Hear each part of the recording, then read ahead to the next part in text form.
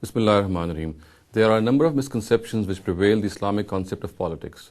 In this regard, the earliest conquests which took place in the time of the Khulafa Rashidin, they have also come into a lot of debate. In particular, the issue of Kharaj has become a very thorny issue in the modern mind. People think that Hazrat Umar in his own times, when he conquered the areas of Syria and Iraq, he imposed Kharaj on those areas, on those lands which produced crops. And thereby he actually extorted this land from them and also imposed kharaj on them, a sort of a tax on them, so that he could earn for the state. Now this whole interpretation is not correct. If we come to realize, if we study the sources of Islamic history, what comes to mind is that what actually happened was that Hazrat Umar, he refused to distribute the lands which were conquered in those times amongst the warring soldiers. He said that they shall be kept in state custody.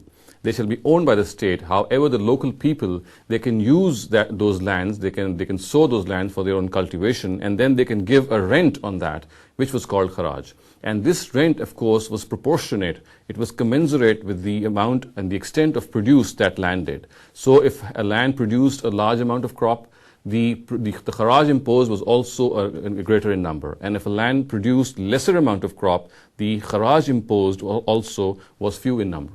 So in other words, what can be said is that Kharaj was never a tax. It was a sort of a rent which the Caliph Umar imposed in his times, Raziyallahu ta'ala anhu.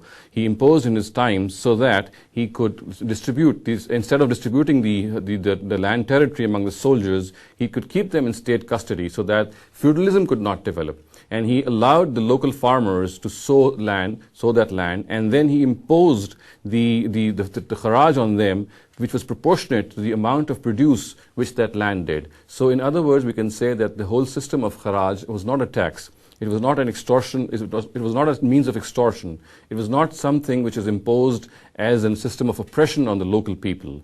The fact of the matter is, in those times, the lands which were conquered, they were kept in state custody by the Caliph Umar Raziyallahu ta'ala anhu.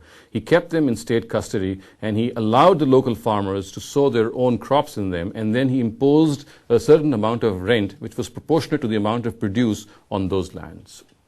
أقول قولي هذا واستغفر الله لي ولكم ولسائر المسلمين والمسلمات.